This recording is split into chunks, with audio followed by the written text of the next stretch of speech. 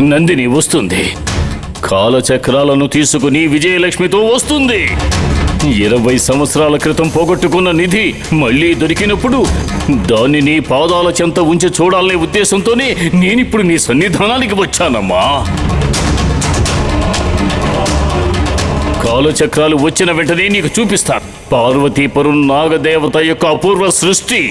నువ్వు కూడా తిలకించి సంతోషించు.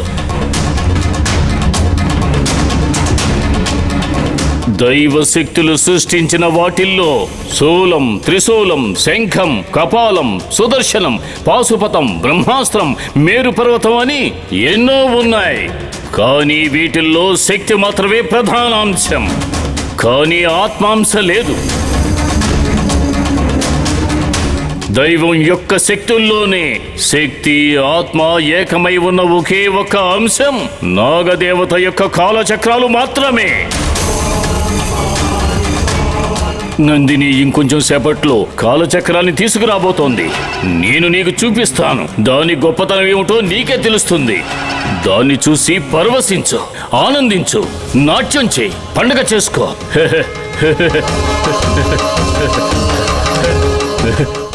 వస్తుంది, వస్తుంది. నందిని ఇప్పుడు వస్తుంది.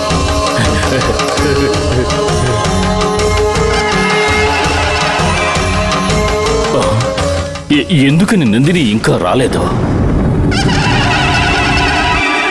తనకి ఏమైంది?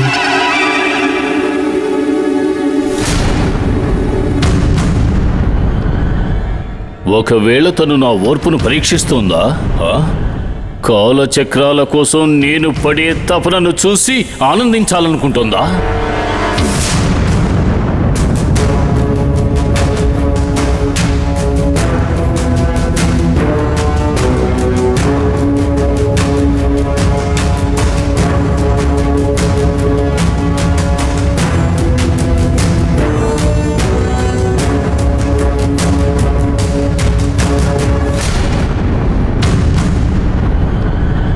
నందిని, ఈ అయ్యతో నువ్వు ఆడుకుంటున్నావు కదా, కానీ ఈ అయ్యకు ఓర్పుగా ఉండే శక్తి లేదు. నిన్ను ఇక్కడికి ఎలా రప్పించాలో నాకు బాగా తెలుసు.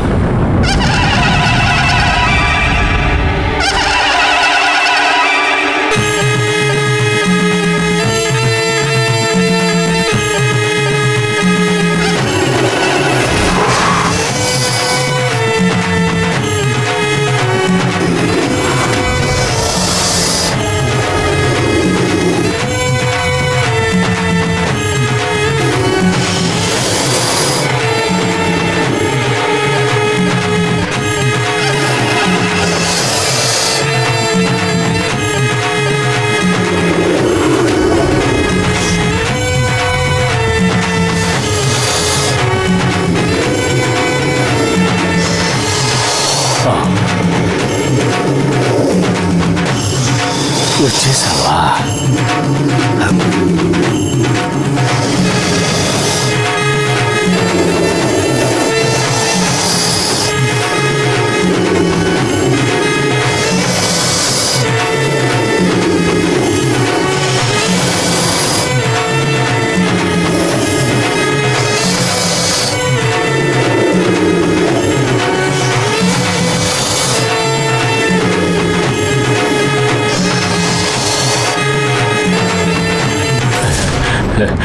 నందిని, కాలచక్రం లభించిన వెంటనే నువ్వు నీ నిజస్వరూపంతో వచ్చావా అమ్మా? చాలా సంతోషం, చాలా సంతోషం అమ్మా. ఈరోజు నేను పునర్జన్మ ఎత్తినట్టుగా ఉంది. నందిని, నీ వేటలో నువ్వు విజయం సాధించినట్టు పేపర్లో నేను చూశానమ్మా. ఇప్పుడు కాలచక్రాన్ని చూడాలని నేను తప్పించిపోతున్నాను. తీసుకురా, కాలచక్రాన్ని తీసుకురా అమ్మా. ఏమిటమ్మా ఆలోచిస్తున్నావు? కాలచక్రాన్ని ఇవ్వు నందిని. మన నాగదేవత గొప్పతనాన్ని ఈ అమ్మవారికి మనం తెలియజేద్దాం. కాలచక్రాన్ని తేలేకపోయాడు. అవును, నేను తీసుకురాలేకపోయాను.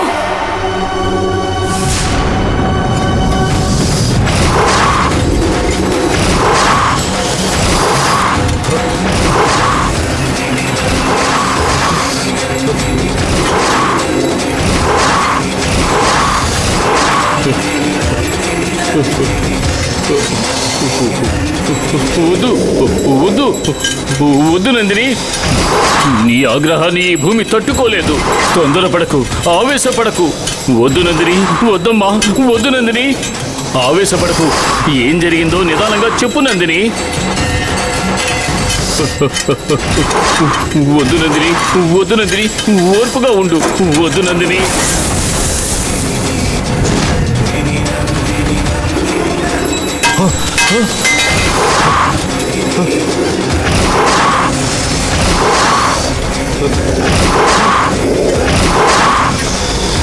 వద్దు వద్దు వద్దమ్మా, నీకు గాయాలవుతాయి. వద్దమ్మా, వద్దు నందిని.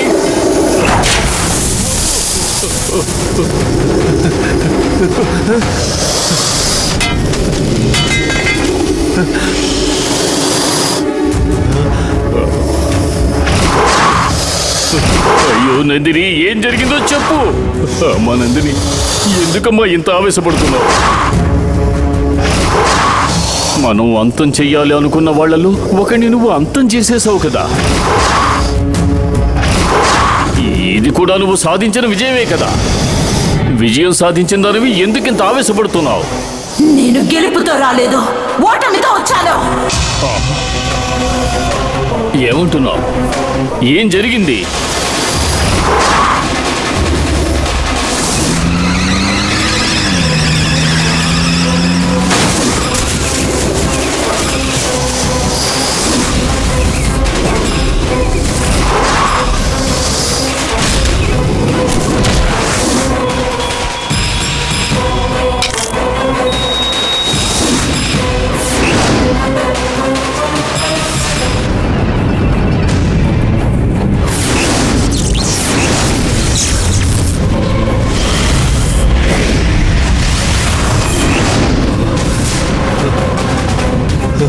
అడవిలో తప్పించుకున్న వాణ్ణి హాస్పిటల్లో చంపేశాను. కానీ ఆ కాలచక్రమే నాకు దొరకకుండా పోయింది. అక్కడున్న పరిస్థితుల వల్ల గంగ ఒంట్లో నుంచి బయటికి రావాల్సి వచ్చింది. నేను చేసింది తప్పో ఒప్పో అన్నది నాకు తెలీదు.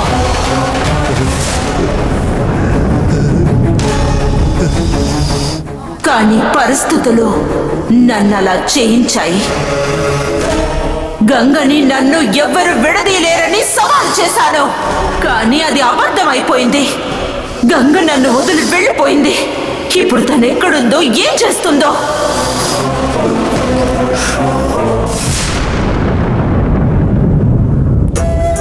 గంగా, గంగా,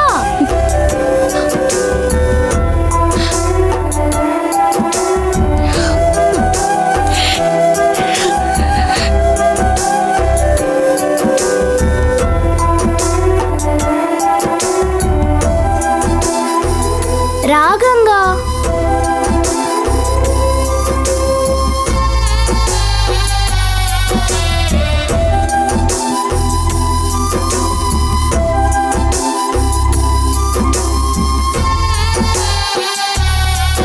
గంగా, నిన్ను ఇంటికి తీసుకువెళ్ళడానికే లాయర్ గారిని తీసుకొచ్చాం. రా గంగా, మనం ఇంటికి వెళ్దాం. లేదు దేవసేన, నేను ఇంటికి రాను. మీరు వెళ్ళండి. ఎందుకు గంగా రానంటున్నావు? దానికి కారణం ఉంది. ఏంటా కారణం?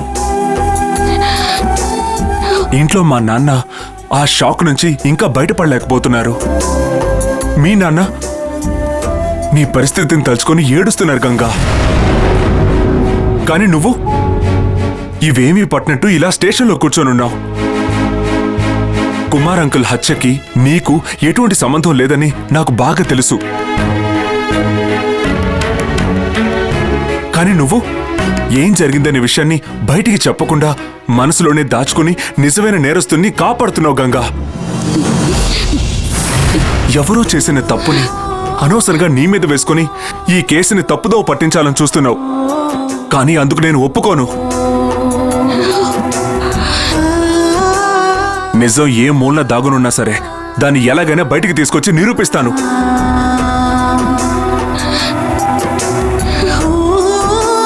నేను కనిపెట్టేలోగా నీ నోటితో నువ్వే నిజం చెప్పు. ఏం జరిగింది చెప్పు గంగా. ఎందుకు అనవసరంగా నింద నువ్వు మోస్తున్నావు గంగా?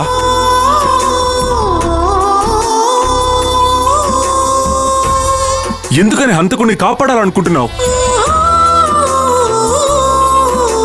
భయపడకుండా చెప్పు, ధైర్యంగా చెప్పు. ఎవరు హత్య చేసింది? నేనే హత్య చేశాను.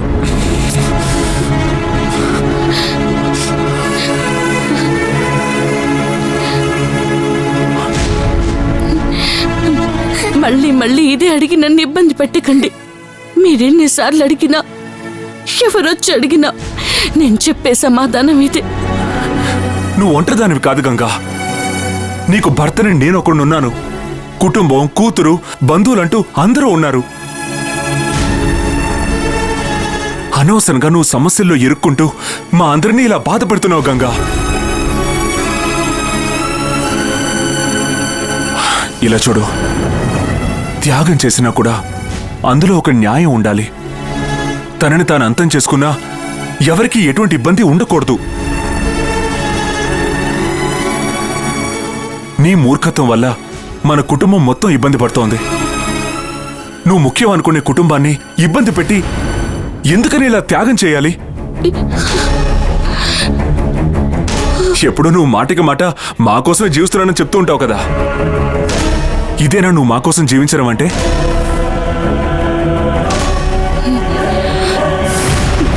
నేను నిన్ను జానకి స్థానంలో చూస్తున్నాను. నీకే ఇబ్బంది వచ్చినా నాకు వచ్చినట్టే. ఎటువంటి నిందలైనా మోసే ధైర్యం నీకుండొచ్చు గంగా, కానీ నాకు లేదు. నీకు దండం పెడతాను, ఎవరు హత్య చేశారని మాత్రం చెప్పు.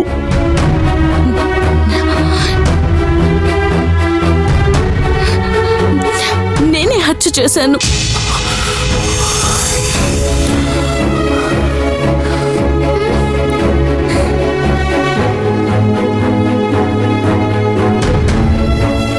సరే, నువ్వు చెప్పకూడదని మొండి పట్టుదలతో ఉన్నావు. నేను నిన్ను బలవంతం చేయను. పోలీసులు ఎంక్వైరీ చేసి నిజమైన నేరస్తుడు ఎవరో కనిపెట్టిని. నువ్వు జామీన్లో బయటికి రా, మనం ఇంటికి వెళ్దాం. నేను ఇంటికి రాను అంటున్నాను కదా. దయచేసి నన్ను ఇబ్బంది పెట్టకండి. నేను ఇక్కడే ఉంటాను. నన్ను ఇలాగే ఉండనివ్వండి. గంగా, నేను ఇంతవరకు మీ భార్యగా ఏది అడగలేదు. ఇప్పుడు అడుగుతున్నాను. నన్ను మీరు కాపాడాలి అనుకోకండి. నన్ను జామీన్ మీద ఇంటికి తీసుకెళ్ళాలి అనుకోకండి. నన్ను ఇలాగే వదిలేయండి. అదే మీ అందరికీ మంచిది. ఇక మీదటి విషయం మీద నన్ను చూడ్డానికి రాకూడదు. ఇది నా మీదొట్టు. ఇంతకు మించి నేనేమీ చెప్పలేను.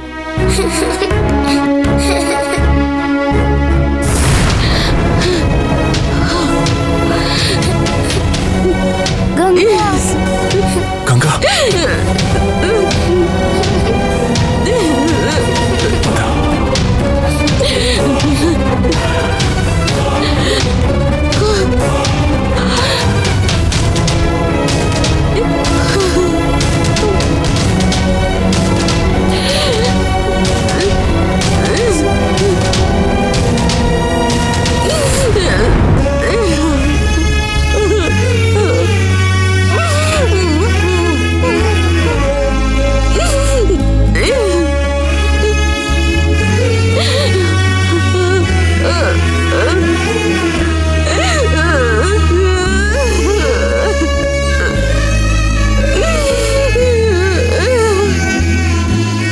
మేడం ఏమన్నారు సార్? రండి సార్, బయలుదేరదాం. నాన్న, నేను గంగతో మాట్లాడొస్తాను నాన్న. తను చెప్పిందే మళ్ళీ మళ్ళీ చెప్తోందిగా. నువ్వు వెళ్ళి తనతో ఏం మాట్లాడతావు? మీ గంగ మీ మాటని వినకపోవచ్చు నాన్న, కానీ నా గంగ నా మాట తప్పకుండా వింటుంది. ఒక్కసారి మాట్లాడొస్తాను నాన్న. మీ గంగా ఎవరి కోసం ఏవి త్యాగం చేయకపోవచ్చు, కానీ నా గంగా నా కోసం అన్ని త్యాగం చేస్తుంది.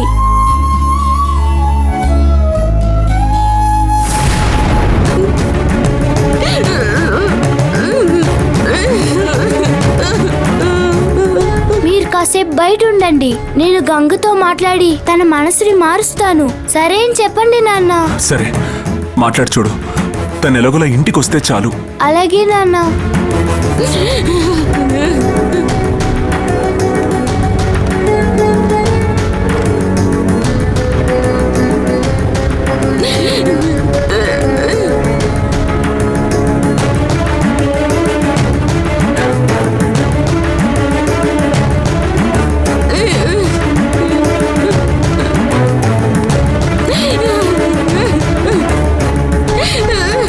గంగా, నిన్ను చూసే ధైర్యం నాకు లేదు.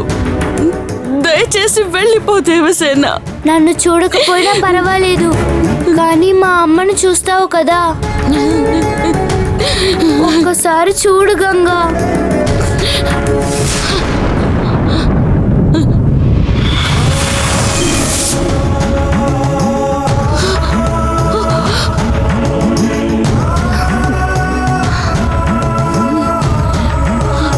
నేనే గంగా, నీ రాణమ్మని.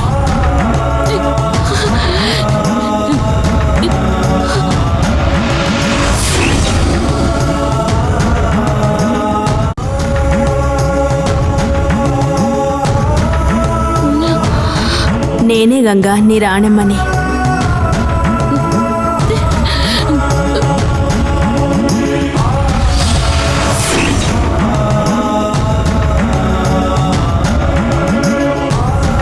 ఆత్మనైన నేను నా కూతురికి, వీరభద్రానికి, నందినికి మాత్రమే కనపడే నేను ఇప్పుడు నీకు కూడా కనపడాల్సిన పరిస్థితి ఏర్పడింది. ఇన్ని రోజుల తర్వాత మిమ్మల్ని చూస్తున్నాను. ఈ పరిస్థితిలో మిమ్మల్ని చూస్తాననుకోలేదు.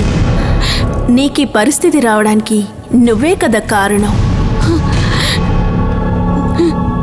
నువ్వు దైవంగా భావించి ఎన్నో పూజలు చేసినా నీలోకి ప్రవేశించి నిన్ను వశపరుచుకుని సందర్భాన్ని సృష్టించుకుని నీ ద్వారా అది పెట్టిన ఇబ్బందులు అన్నీ నాకు తెలుసు. తను చేసిన పాపాలకి నీకు సంబంధం లేదని నాకు తెలుసు. నందిని మన కుటుంబాన్ని నాశనం చేయాలి అనుకున్నప్పుడల్లా నందినిని ఎదిరించి అడ్డుకున్నది నేనే. నందిని ప్రతిసారి నీ మీద నింద వేయడానికి ప్రయత్నించినప్పుడల్లా కాపాడగలిగిన నేను నీ మీద అది ఇలా హత్యా నేరం మోపి వెళుతుందని నేను ఊహించలేకపోయాను. నేను నిన్ను కాపాడలేకపోయాను. నువ్వైనా నిన్ను కాపాడుకొని ఉండొచ్చు కదా. నందిని నిన్ను తన కంట్రోల్లో ఉంచుకుందని నీకు తెలుసు కదా. నువ్వు చేసిన ప్రతి పని నందినియే నీ లోపలుండి చేయిస్తోందని నీకు తెలీదా? అన్నీ తెలిసి కూడా పోలీసులు అడిగినప్పుడు నువ్వు ఎందుకు నిజం చెప్పలేదు? నందినియే ఈ హత్య చేసిందని పోలీసులతో నువ్వెందుకు చెప్పలేదు? ఎలా చెప్తుంది? ఇన్నేళ్లుగా నాకు పూజలు చేస్తున్న గంగా నా గురించి ఎలా చెప్తుంది? గంగే అంత నిజాయితీగా ఉన్నప్పుడు నువ్వు అన్యాయంగా హత్యా నేరం ఆమె మీదకు వచ్చేలా చేశావే. నన్ను ఆ పరిస్థితిలో ఏం చేయమంటారు? గంగ నాకెంత ముఖ్యమో కాలచక్రమో అంతే ముఖ్యం. గంగను నేను వదిలిపెట్టినా తన కుటుంబం తనని కాపాడుతుంది, కానీ కాలచక్రాన్ని నేను వదిలేస్తే ఇంకెవరు కాపాడుతారు? అందువల్లే నేను గంగని వదిలి కాలచక్రాన్ని వెతకడానికి వెళ్ళాను.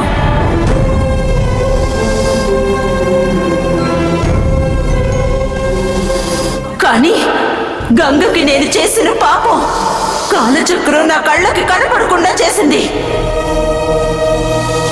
కాలచక్రం మన నాగదేవత సొత్తు.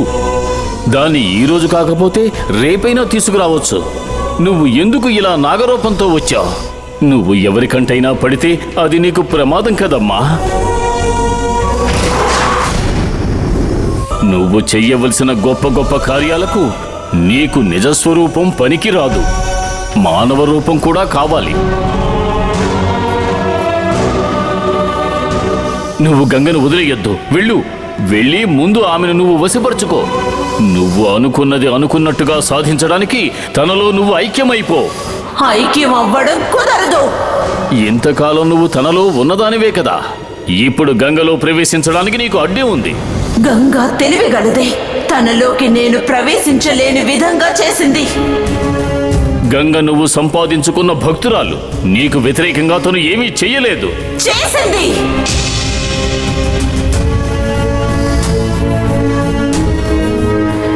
నేను చేసిన హత్యని తను చేశానని ఒప్పుకొని శిక్షని అనుభవించడానికి సిద్ధపడింది. ఇక నేను తనలో ఐక్యమైనా నేను కూడా తనతో పాటు జైల్లో పడుండాల్సిందే. ఇప్పటికే 20 ఏళ్లు నేను పుట్టలో శిక్షని అనుభవించి నేను గంగలోకి ప్రవేశించాను. నేనిప్పుడు తన దరిదాపుల్లోకి రాకూడదని తను జైలు శిక్ష అనుభవించడానికి సిద్ధపడింది. తను ఎన్నటికీ నాకు సహాయపడలేని విధంగా ఇప్పుడు తన సమస్యల్లో ఇరుక్కుపోయింది. నేను తెలిసే ఈ తప్పు చేశాను, కానీ ఈ ఇబ్బంది నాతో పోతేనే మన కుటుంబం బాగుంటుంది. ఎలా బాగుంటుంది? నా స్థానంలో కోడలిగా వచ్చిన నువ్వు ఇలా చేయని తప్పుకి శిక్ష అనుభవిస్తూ ఉన్నావంటే ఇంట్లో ఉన్నవాళ్ళు ఎలా ప్రశాంతంగా ఉండగలరు? మీలాంటి మంచి కోడలు ఏ కుటుంబానికైనా దొరుకుతుందా? మీరు లేరన్న బాధని అందరూ భరిస్తున్నారు. నేనే మాత్రం నేను పోయినా అలాగే భరిస్తారు. అన్నీ పోను పోను అలవాటవుతాయి. నేను ఆ ఇంట్లో లేని లోటుని తీర్చాల్సిన దానివి నువ్వు. ఆ కుటుంబాన్ని వదిలిపెట్టి ఎటువంటి కారణమైనా సరే దూరంగా ఉండకూడదు. నేను ఇంటికి వెళ్తే నందిని నాలోకొచ్చేస్తుంది. నేను నందినికి అవకాశం కల్పిస్తే మన కుటుంబాన్ని నేనే నాశనం చేసినట్టు అవుతుంది. ఇన్ని రోజులు నందిని నా ఒంట్లో ఉండి ఇబ్బందులు పెట్టింది చాలు. మళ్ళీ తను ఇబ్బంది పెట్టడానికి నేను అవకాశం ఇవ్వను. నన్ను క్షమించండి రానమ్మ.